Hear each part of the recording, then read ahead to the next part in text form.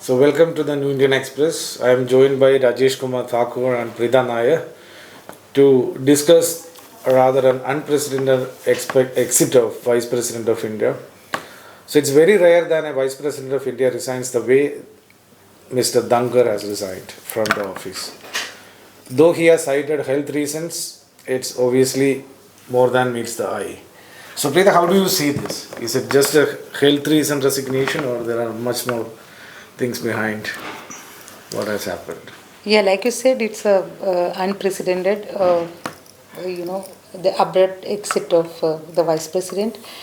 I think earlier in the past there are only two vice presidents have resigned, resigned in the past. And what the opposition, what you are saying is it's more than to meet the eye. That's exactly what the opposition is also saying. If you have seen Congress. General Secretary Jairam Ramesh also raised some questions about his, and they also demanded answers from the government on the exit of Vice President.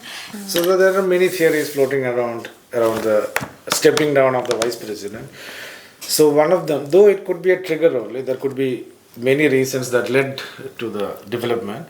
So one reason is that the way he handled the opposition notice on Justice Verma's impeachment in Rajya Sabha, because he accepted an opposition notice which was not completely in alignment with government strategy, because there is a joint notice signed by both the opposition and the ruling party in Lok Sabha.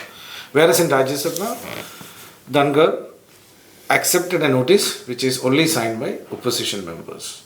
So do you think that could be the main reason for this development, or this is just one of the many reasons? I think that's a trigger for the resignation, that the reason behind his resignation, because like you said, in Lok Sabha, the bipartisan notice was, two parties, both the BJP, both members from the ruling party and the opposition submitted a notice to remove Justice Verma, whereas in Rajya Sabha, the Rajya Sabha chairman made a statement. He did not say he accept the notice, but then he made a statement which automatically says that the notice has been submitted. That's what the members also say. So I think this could have riled the government And led to this development. And Rajesh, what do you think? Because is it just like this, or there has been some running issues between the Vice President and the government? This just happened to be one of the last issues which led to his resignation. Sir, as far as the information are available, these are the two issues which are the core issues behind his resignation. And one thing is clear that Jagdeep Dhankhar has not resigned it as on its bill. It has been facilitated.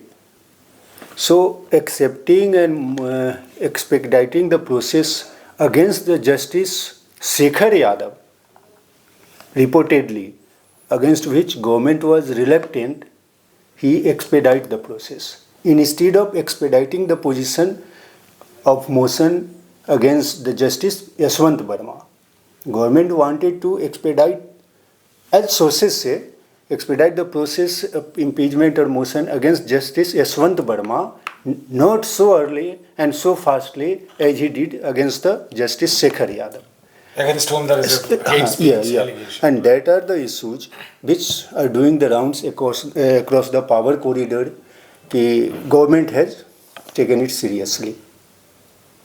Okay. But Dhankhar is a very unlikely Vice President. Of course, he was a former MP, former MLA, former governor. But suddenly his rise was so sudden.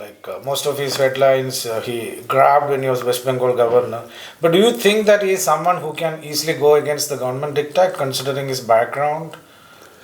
Dhankhar was not so soft towards the government. He always used to go by the book. And in these two cases also he went by the book. Then where did he go wrong? He went because he didn't consult too much with the government and the treasury side of prominent leaders. These are the facts which are doing the rounds, and that are the ruling parties. Preetha, what do you?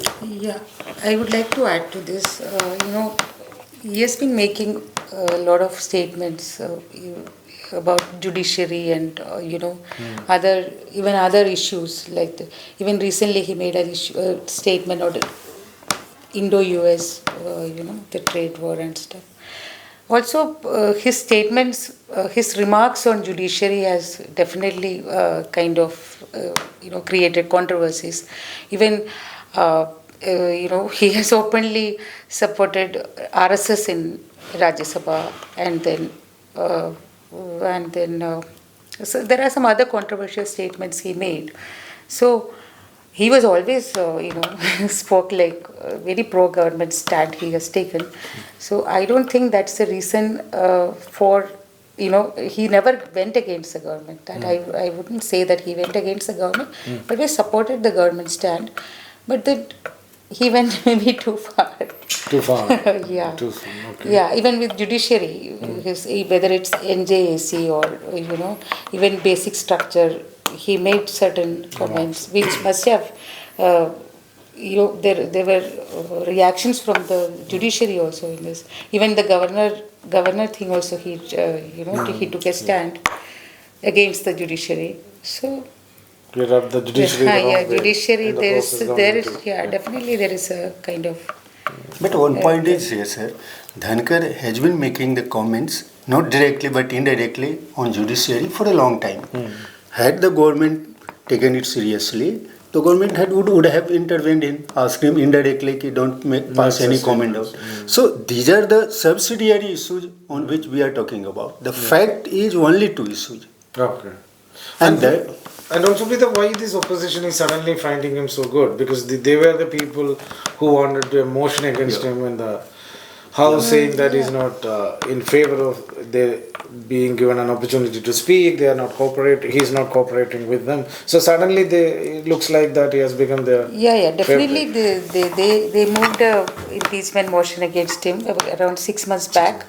I spoke to a lot of opposition members, and then what they are saying, it's not that they found it's not a sudden fondness for the president, but the way he is being treated and the way Prime Minister Modi tweeted after his exit, that came pretty late, maybe a day after his resignation, and all that. It's not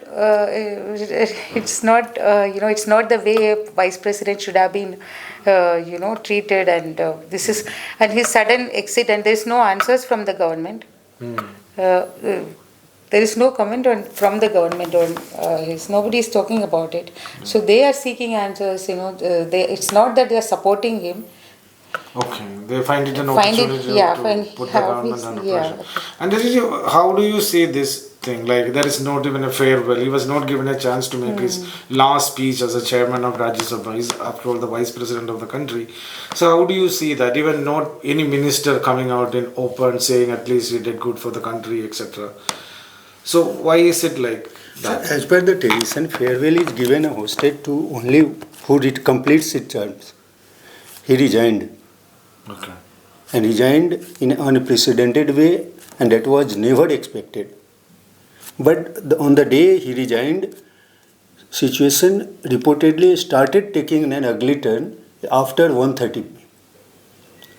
When Kharge was allowed to speak by Rajya Sabha chairman, and JP Nadda, leader of the House, was asked to just have patience. And that immediately irked the Nadda, and he asked, no, whatever I am telling would go on the record, because I am speaking as per the rule of 267. And thereafter, House was adjourned, and both JP Nadda and parliamentary affairs ministers, maybe with the consultation of government's higher up, decided to skip.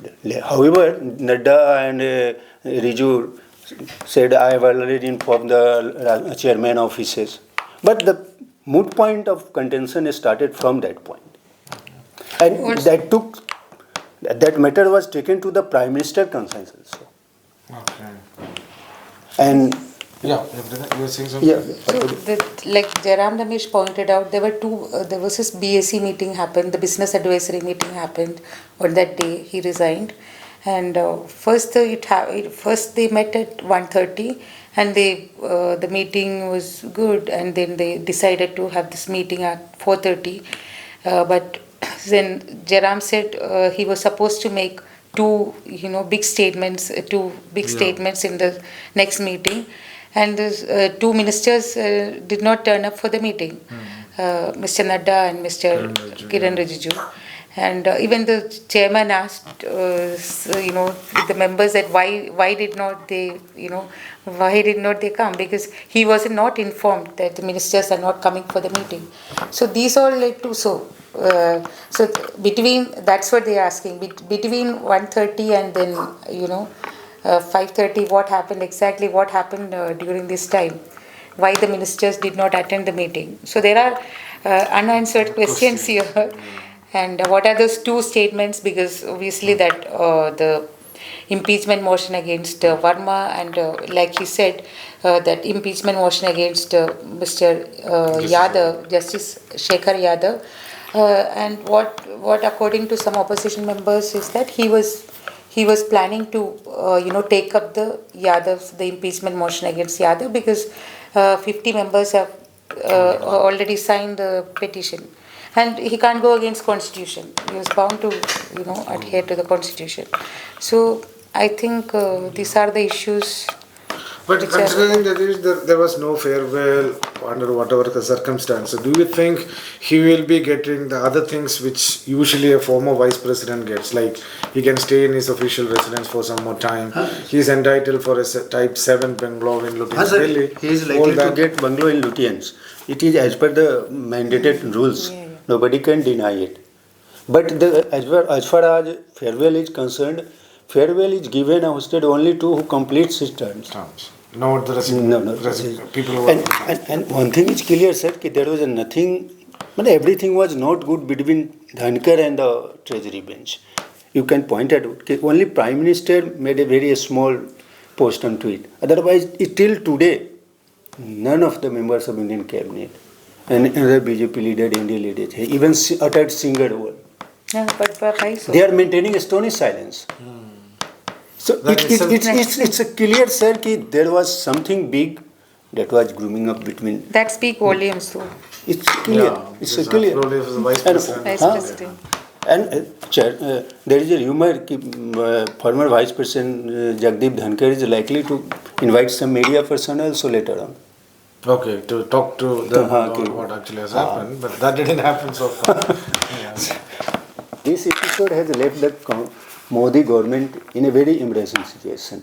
One thing has been made clear that there was nothing good between Dhankar and government for last 6 months. Some say that there was a time when Dhankar had invited some women journalists at his residence, and he started openly praising opposition leader. I would not like to name him, and that matter leaked to the higher up of the ruling party, and the situation started in question mark. So it may be a mere speculation, but situation has turned very tough to the India government to handle it. But meanwhile, between all these happenings, India government has started searching out suitable candidate for the vice president, and it is expected by August, vice president election would take place by anyhow.